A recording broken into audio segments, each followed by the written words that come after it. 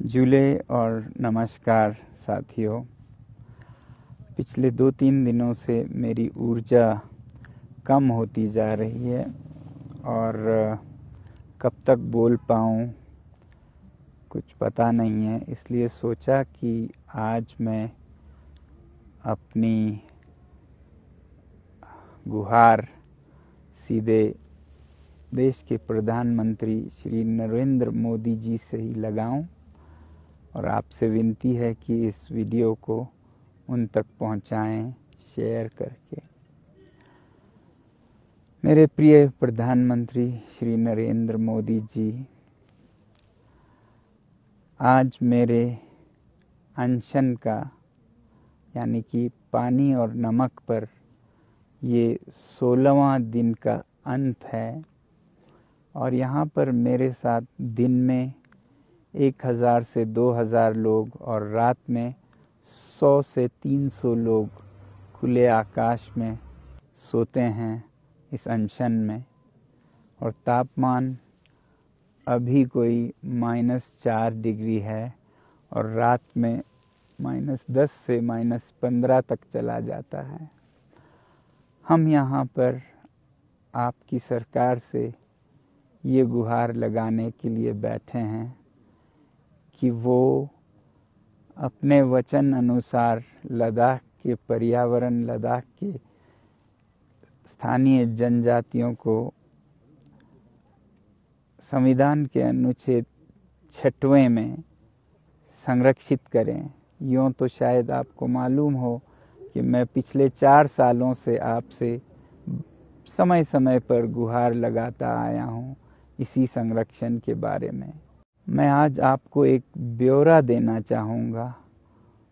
हो सकता है आपको नहीं मालूम हो, बात आप तक नहीं पहुँचती हो कि लद्दाख के साथ क्या हुआ है, तो मैं ये ब्यौरा दूंगा और आप ही बताइएगा कि इसमें लद्दाख से क्या कमी रह गई कि उसके साथ ऐसा बर्ताव हुआ है।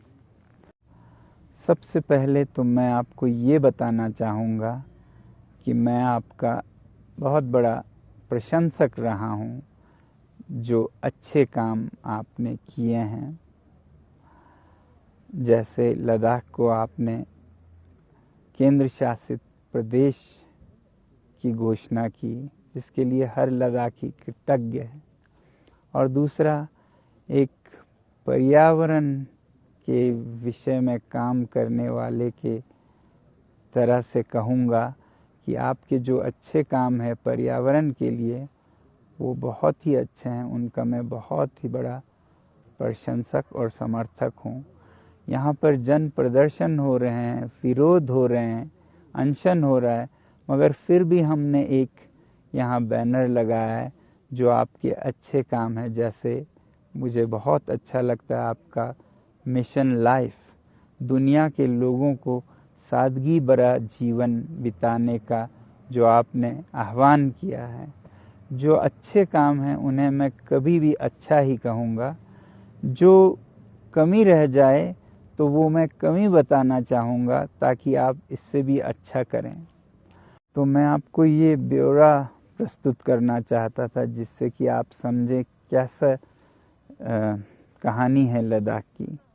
साल 2019 में जब संसदीय चुनाव हुए, तब आपके चुनावी घोषणा पत्र में आपके दल के सबसे पहले 3 बिंदुओं में था लद्दाख को 6वें शेड्यूल में संरक्षित करना।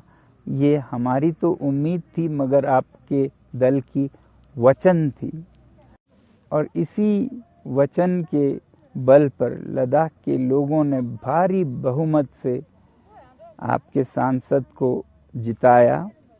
मगर फिर अगले कुछ महीनों में इस पर कुछ नहीं हुआ और फिर उसके बाद तो इस वचन को याद दिलाना भी नाराज़गी का एक कारण बनने लगा।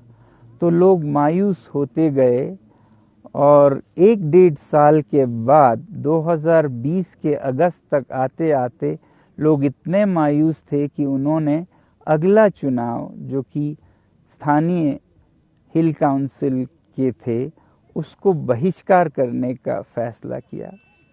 और आपके सरकार ने, गृह मंत्रालय ने हमारे नेताओं को एक सरकारी विमान विशेषता बेचकर उन्हें दिल्ली ले गए वार्तालाप के लिए। इतना ध्यान दिया गया जब लोगों ने चुनाव का बहिष्कार करने की बात की तो, और दिल्ली में उनसे विनती की गई कि ऐसा कदम ना उठाएं, हम आपका सारा मसला सुलझा देंगे। और हमारे नेताओं ने पूर्ण विश्वास किया और वापस चले आए।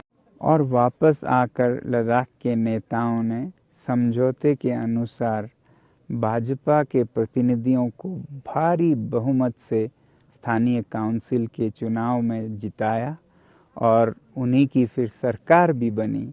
ये भी फिर इसी वचन और आश्वासन पर हुआ कि लद्दाख को 6वें शेड्यूल में संरक्षित किया जाएगा। और इस चुनाव में तो पहला बिंदु घोषणा पत्र का, मैनिफेस्टो का यही था कि लद्दाख को संरक्षित किया जाएगा 6वें शेड्यूल में।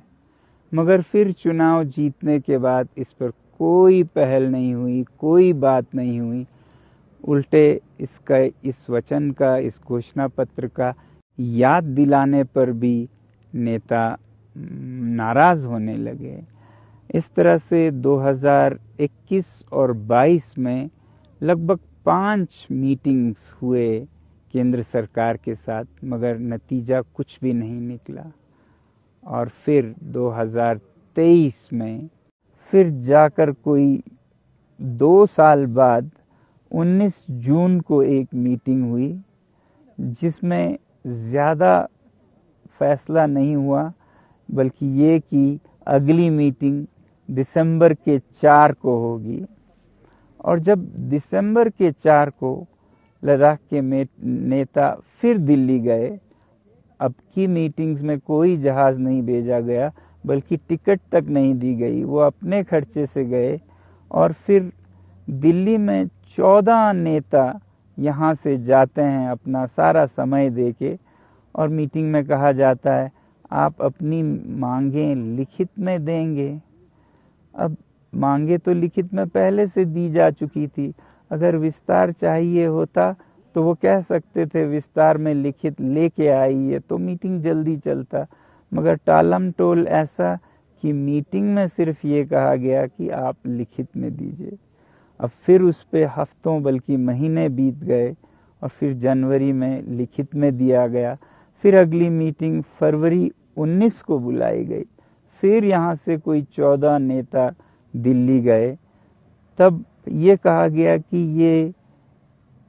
ये समिति बहुत बड़ी है, 14 नेता नहीं, हम एक छोटी समिति बनाएंगे, सब कमेटी। फिर कुछ ज़्यादा फैसला नहीं हुआ और ये सब कमेटी फरवरी 24 को बैठेगी। पहले लिखित में दीजिए, फिर समिति बड़ी है तो छोटी समिति 24 को बैठेगी। जब फरवरी 24 को हमारे नेता दिल्ली में बैठे रहे इन दिनों, जब फरवरी 24 को छोटी समिति बैठे तो भी कुछ खास निर्णय नहीं हुआ और कहा गया अगली बार हम लीगल एक्सपर्ट, न्याय विज्ञों को बुलाएंगे। तो हमारे नेता उम्मीद कर रहे थे कि अब फरवरी 27-28 को तो मीटिंग होगी, वो कब तक दिल्ली रहते। और वैसे भी चुनाव की घोषणा होने वाली थी जिससे कि आचार संहिता लागू हो जाएगी।